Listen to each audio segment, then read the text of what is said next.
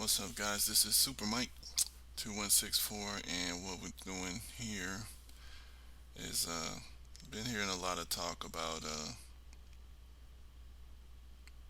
black male female relationships, which is the bedrock of any strong group of people. They gotta have stable and functional. And what I mean by functional, it means that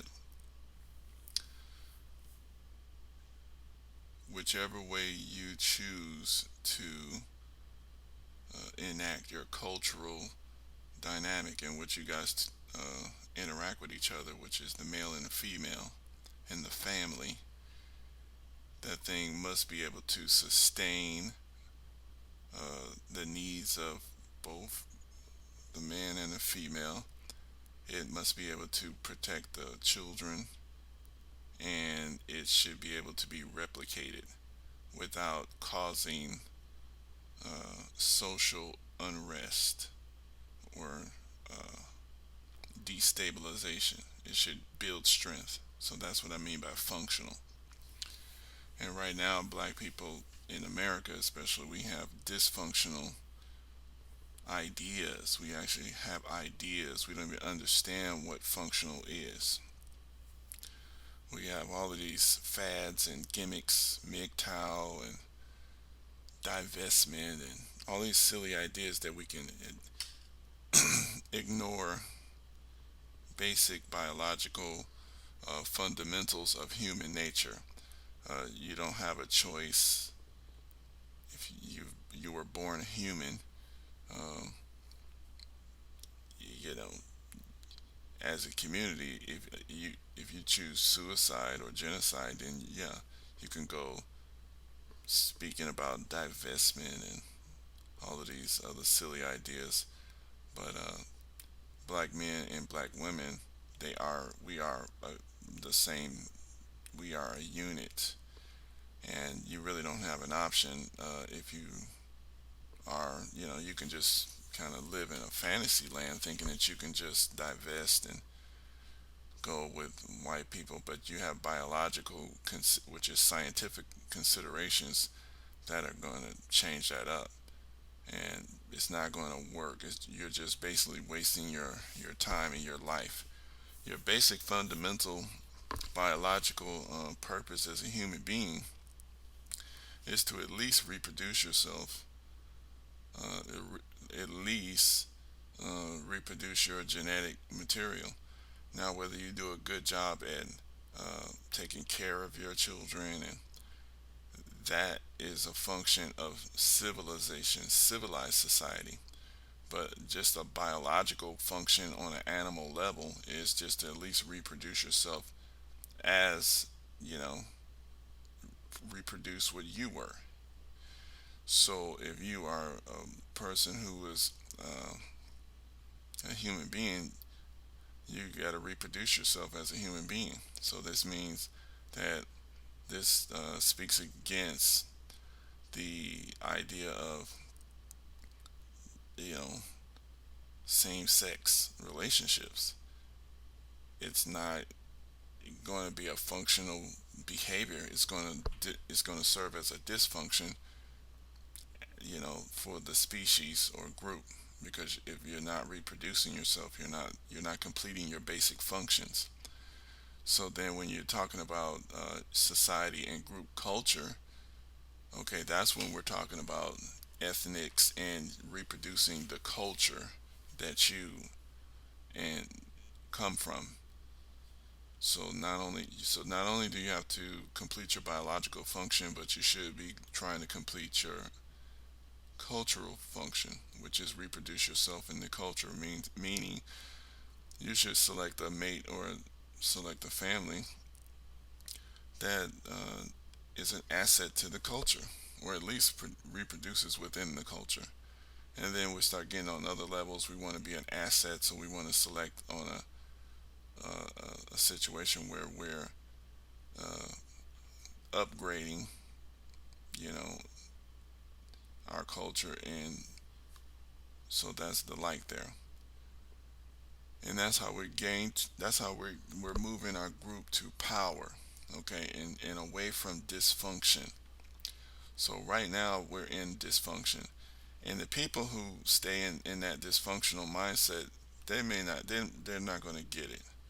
But the people who are thinking on uh, trying to move the group, okay, these it's up to us to try to propagate this message, because the dysfunctional people are almost like immature children, almost on this level.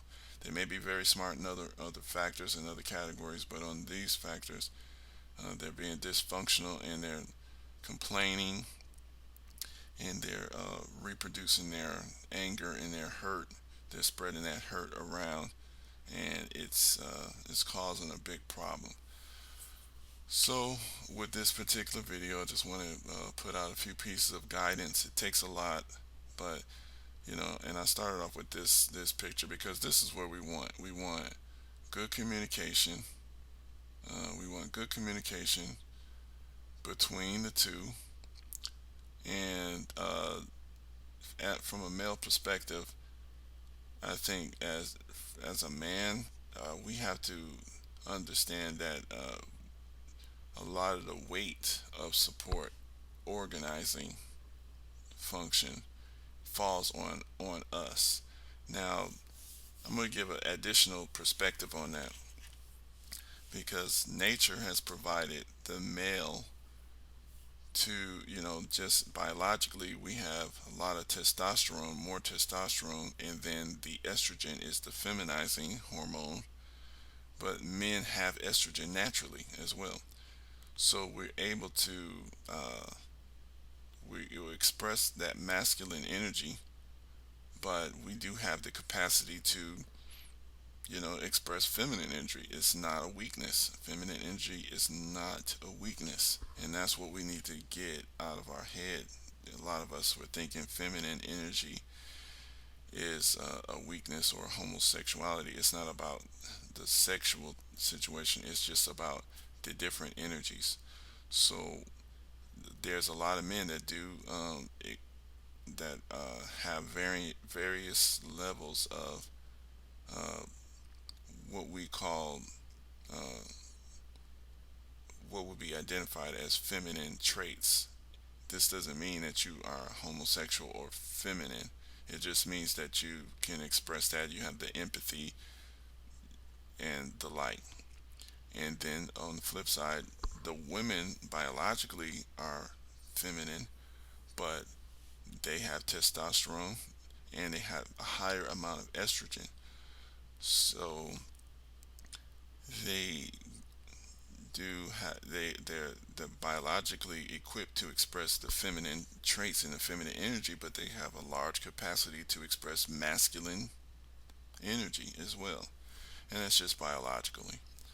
And what I said that to say is this: when we're talking about submission, okay, the men feel just because he only has the male organ that we're talking about submission, and that means he's called uh, to be dominant based upon biology, and that that has some merit, but it's not solely because of that. You're not going to be submissive or be submitted to just based on biology.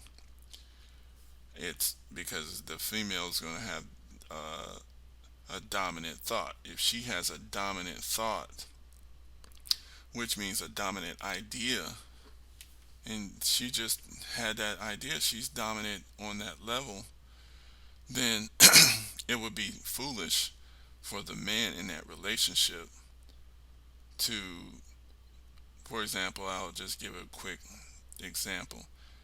If you guys are married and your woman is better at doing taxes and doing financial paperwork and organizing than you are as a man, she is dominant in that category. As a man, you are to submit. Even because in that particular situation, you would actually serve as the feminine energy, or the because you don't have the know-how to, or the equipment, you don't have the information in order to be dominant, and you may not even have the desire to be dominant in that sort of category. So you would submit to your wife, because in that particular category she's dominant. And so that's kind of the idea that, and vice versa, that the man may be equipped at cooking. I don't know. He can be equipped at, and we consider cooking a feminine energy, but it's actually, men cook too. So the point is, it's the dominant idea, or who's dominant in that category. Okay, now overall, the basic manhood job or function, especially in our culture, is the male is going to be the protector because he's physically equipped, and usually he's mentally equipped to be a better or more effective protector of the household and of the family. Just biologically and physically. So when everything boils down to that level, then the man, because you have to submit to the protector if things are boiling down to that level. So the man will be submitted to on that level, just because if conditions get to uh, um, where it needs to get physical and those type of issues, then the man is to be submitted to. And also, of course, if he's providing, he's got to be submitted to. And so, that's just a little bit on that level. That's my take on that level. But what I want to do is, we should always defer to guidance to people with experience. And so I'm going to play something from Minister Farrakhan on. He's just going to be telling us, and this is just for the brothers, on, well, it's just for everyone, to understand the value of what the females carry. The woman carries the track, which is access to our new generations. She has that vaginal, track is the access to the new generations. Whoever goes in and creates the new children, they are shaping the future. And a loving male should be the one that has that job to protect that track, and also, help shape that future. That's who should be doing that. But he's going to give a good analogy that we need to look at and listen to this.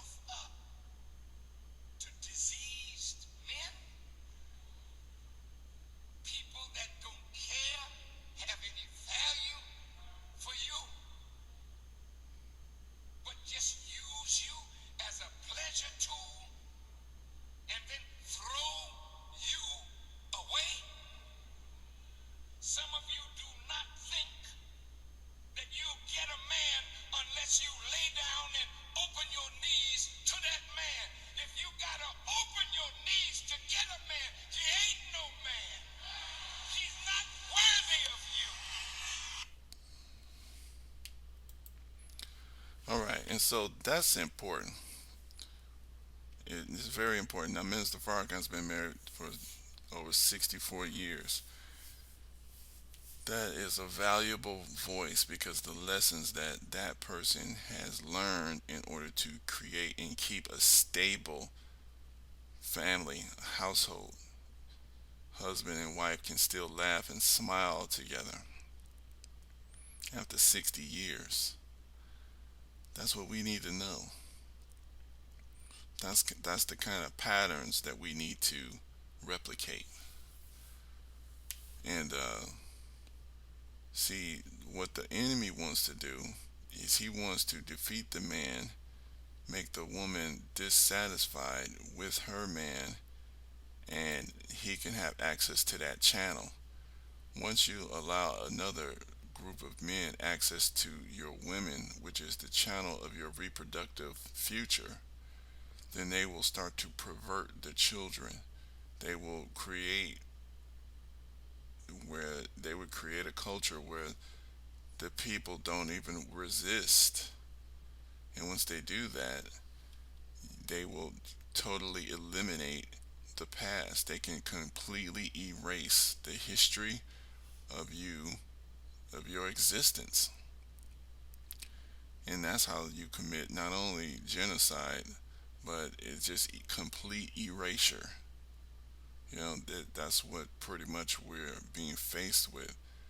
And so, what I want to do here is we're going to look at this here. We're going to look at this. This Now they're coming out. They're really wanting to get access to the black woman, but they want her to submit to them. They don't. They can't just do it. They want to get the women to just submit to it. And so I'm gonna play some of this here.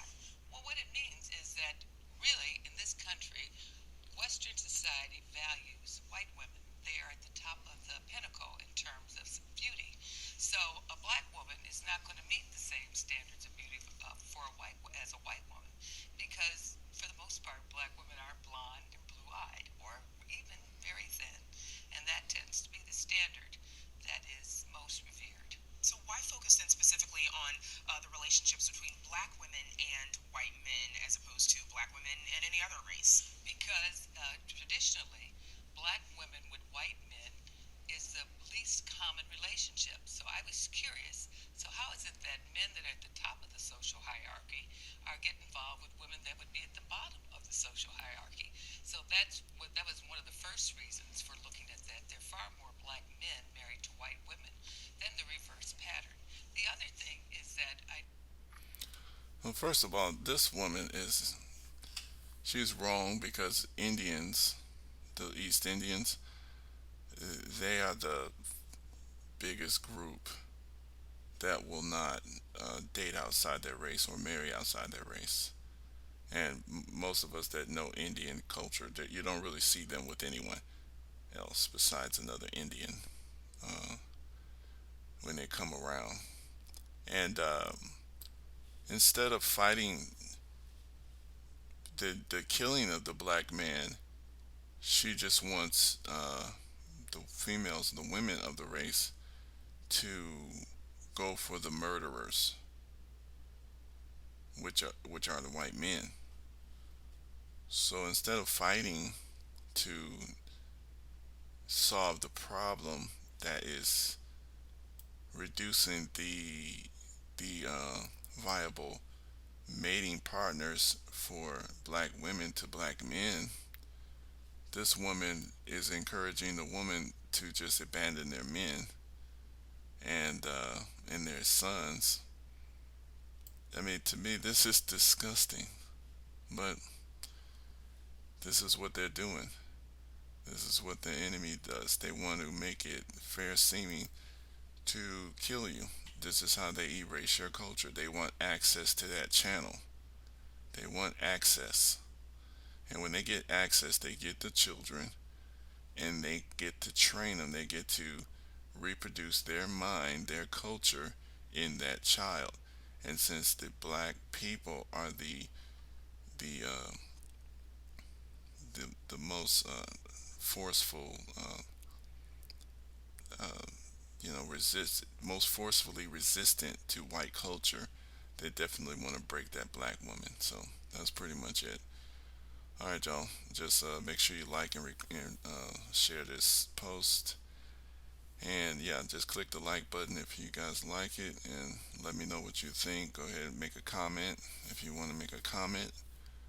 And Super Mike out.